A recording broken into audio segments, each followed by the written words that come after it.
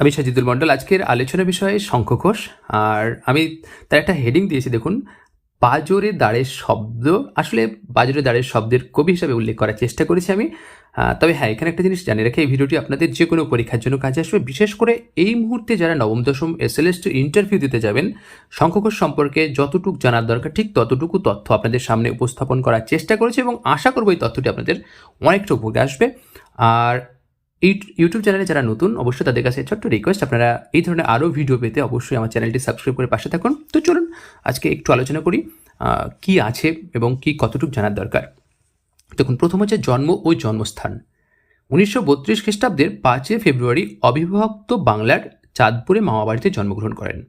পিতার নাম মনীন্দ্র কুমার ঘোষ, মাতার নাম অবলা বালা ঘোষ, আর কবির প্রকৃত নাম চিত্তপ্রিয় ঘোষ। তাহলে যেটা আমাদের খুবই দরকারি জিনিস, সেটা হচ্ছে লেখকের আসল নাম কিন্তু শঙ্খ ঘোষ নয়, প্রকৃত নাম পেলাম তাহলে আমরা চিত্তপ্রিয় ঘোষ। ছদ্মনাম কুন্তক, শুভময় ঘোষ এবং শঙ্খ ঘোষ, এই তিনটে হচ্ছে তার ছদ্মনাম এখনো পর্যন্ত পাওয়া। আর রবীন্দ্র তথ্যাচার্য, এটি কিন্তু তার একটি উপাধি। এটি কোথা থেকে পাচ্ছেন? টেগর রিসার্চ ইনস্টিটিউশন থেকে এটি পাচ্ছেন। আর ইন্টারভিউ আপনাকে জিজ্ঞেস করতে পারে যে শঙ্খ ঘোষের যে কবিতাটি আপনি ডেমো দেবেন, এছাড়া আর 2-4টে লাইন আপনি আবৃত্তি করে শোনান, তো তাহলে আপনারা এই কবিতার লাইনটি বলতে পারেন। দেখুন, ভালো লাগছে আমার, যে আমি বলতে চাই নিপাত যাও এখনই, বলতে চাই চুপ তবু বলতে পারি না, আর তাই নিজেকে ছিঁড়ে ফেলি দিনের পর দিন।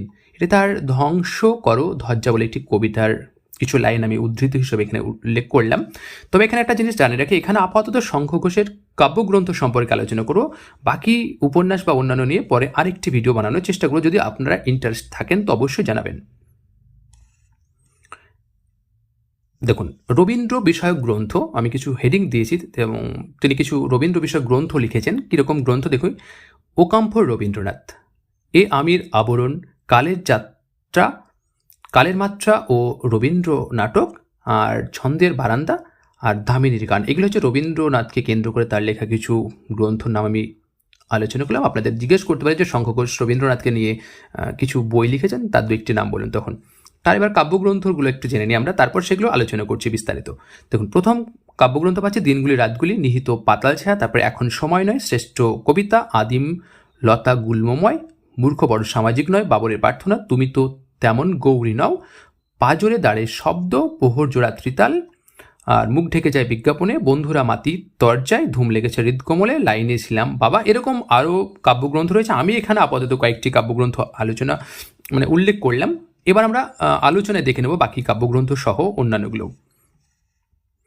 দেখুন, শঙ্খ ঘোষের প্রতিটি কাব্যের আলোচনা এখানে আপনাদের জন্য খুবই গুরুত্বপূর্ণ হতে চলেছে। এই ভিডিওটি দেখুন আপনারা, তাহলেই বুঝতে পারবেন যে এখানে কি আছে আর কি নেই। দেখুন, প্রথম যে কাব্যগ্রন্থ সেটা হচ্ছে দিনগুলি রাতগুলি। এই কাব্যের কি জানবো? প্রকাশকাল সেপ্টেম্বর 1956, উৎসর্গ ইভাকে।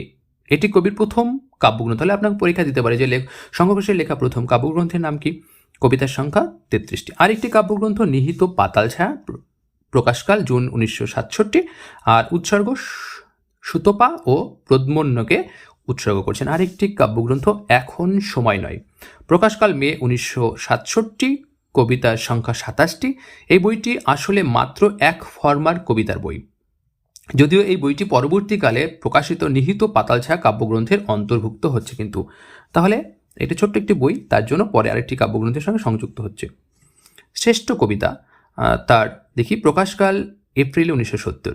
এই কাব্যগ্রন্থে দিনগুলি রাতগুলি ও নিহিত পাতাল ছায়া থেকে নির্বাচিত কবিতা স্থান পেয়েছে। এছাড়াও তার কিছু অগ্রন্থিত গ্রন্থ, মানে যেগুলো তখনও প্রকাশিত হয়নি, যেমন তুমি তো তেমন গৌরী নও, এই পর্যায়ের কিছু কবিতাও এখানে স্থান পেয়েছে। আরও কিছু পেয়েছে, সেটা আমি এখানে উল্লেখ করিনি। প্রথম প্রকাশকালে কাব্যগ্রন্থটি কাউকে উৎসর্গ না করলেও দ্বিতীয় সংস্করণে কবি সমী আর মিঠিকে উৎসর্গ করছেন এই কাব্যগ্রন্থটি, এবং এই কাব্যটি 6ষ্ঠ সংস্করণ প্রকাশিত হচ্ছে এপ্রিল 1993 সালে, এবং এই সময় অনেক কবিতার সংযোজন ও বিয়োজন দেখা যায়। তবে এখানে আপনাদের সুবিধার্থে জানিয়ে রাখি যে শুধু প্রথম সংস্করণ নয়, দ্বিতীয় সংস্করণ থেকে শুরু করে এই যে 6ষ্ঠ, প্রত্যেকটি সংস্করণে কম বেশি তিনি সংযোজন বিয়োজন ঘটিয়েছেন, এবং অনেকটা বড় হয়ে যাবে ভিডিও বলে আমি আলোচনা করিনি। 5 নম্বর কাব্যগ্রন্থ আদিম লতা গুল্মময়। দেখুন কি বলছে, প্রকাশকাল এপ্রিল 1972, এবং উৎসর্গ বন্ধুকে, যে আর বন্ধু নেই। পরের কাব্যগ্রন্থ মূর্খ বড় সামাজিক নয়। দেখুন, এই কাব্যগ্রন্থ থেকে আমরা কি জানবো এবং কতটুকু জানা দরকার? দেখুন প্রকাশকাল 1974, উৎসর্গ শচীন্দ্রনাথ গঙ্গোপাধ্যায়কে।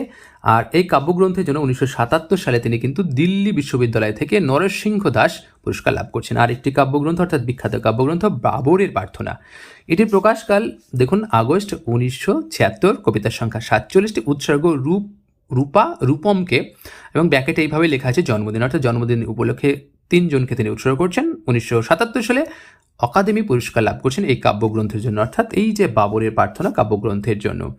আরেকটি কাব্যগ্রন্থ তুমি তো তেমন গৌরী নও, দেখো এটা হচ্ছে প্রকাশকাল আগস্ট 1978, কবিতাগুলির রচনাকাল 1967 থেকে 1969, উৎসর্গ হিমানীকে। আর এই কাব্যগ্রন্থের অধিকাংশ কবিতা এতদিন কেবল শ্রেষ্ঠ কবিতার অন্তর্ভুক্ত ছিল, অর্থাৎ আমি প্রথমেই জানালাম যে শ্রেষ্ঠ কবিতায় তার প্রথম দুটি কাব্যগ্রন্থ ছাড়াও যা অন্যান্য কাব্যগ্রন্থ, অর্থাৎ তুমি তো তেমন গৌরী নও যে অগ্রন্থিত কবিতাগুলো কিন্তু তখন স্থান পেয়েছিল, সেইগুলোই পরবর্তীকালে আলাদাভাবে বই আকারে প্রকাশিত হলো এই 1978 সালে।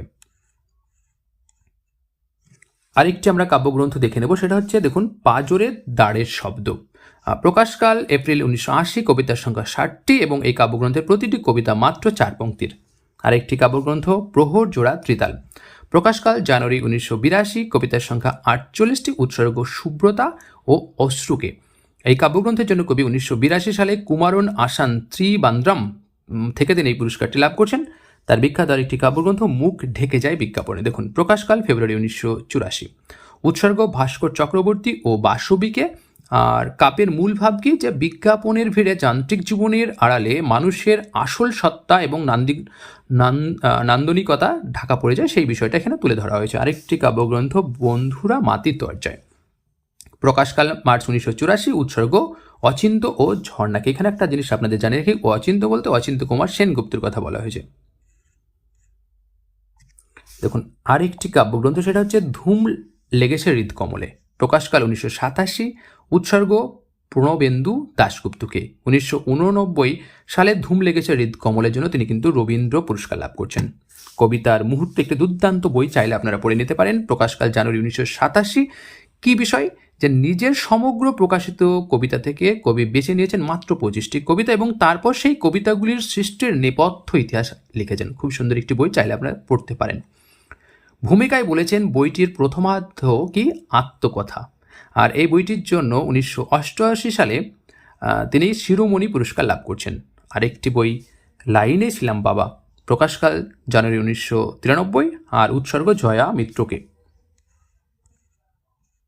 আরও কিছু কাব্যগ্রন্থ দেখুন, গন্ধর্বোধ কবিতাগুচ্ছ, এটি প্রকাশকাল 1994, উৎসর্গ করছেন অকাল প্রয়াত ভারতী বন্দ্যোপাধ্যায়ের স্মৃতিতে তিনি উৎসর্গ করছেন। সবের ওপর সামিয়ানা, আর এটা উৎসর্গ করছেন সন্তোষ মুখোপাধ্যায়কে। ছন্দের ভিতরে এত অন্ধকার, এটি প্রকাশকাল 1999, আর উৎসর্গ করছেন রত্নদেবী ও সব্যসাচী দেবকে। আর সমস্ত ক্ষতের মুখে বলে আরেকটি কাব্যগ্রন্থ, প্রকাশকাল 2007। তিনি মৌলিক ছাড়াও কিছু অনুবাদ কবিতা বা অনুদিত কাব্যগ্রন্থ প্রকাশ করেছেন, যেমন তার লেখা দেখুন নিকোলাস গিয়েনের চিড়িয়াখানা ও অন্যান্য কবিতা। এটি প্রকাশকাল ডিসেম্বর 1979, উৎসর্গ মানবেন্দ্র বন্দ্যোপাধ্যায়কে। কবিতার সংখ্যা 56টি। আরেকটি পাওয়া যাচ্ছে অনুদিত, সেটা হচ্ছে বহুল দেবতা বহুস্বর। প্রকাশকাল এপ্রিল 1986, আর উৎসর্গ সুব্রত রুদ্রকে। আর এটি অনুবাদ একটি কবিতার সংকলন। আর এটি এই যে এত কিছু আলোচনা করলাম, গ্রন্থটির হিসাবে একটি বইয়ের উল্লেখ আমি করেছি, সেটা হচ্ছে শঙ্খঘোষ বিশেষ সংখ্যা অনুষ্টুপ থেকে প্রকাশিত এই বইটি। তো আপনাদের কাছে অনুরোধ, এই ভিডিওটি আপনাদের কেমন লাগলো অবশ্যই একটু কমেন্ট আকারে জানান। যদি ভিডিওটি আপনাদের ভালো লাগে অবশ্যই একটু শেয়ার করুন অন্যদের মাঝে। আর এই ধরনের আরও ভিডিও পেতে আমার ইউটিউব চ্যানেলের সঙ্গে পাশে থাকুন এবং অন্যদের মাঝে শেয়ার করুন, তাহলে ভালো লাগবে। তো যাক, আজকের আলোচনা এখানে শেষ করছি। ধন্যবাদ।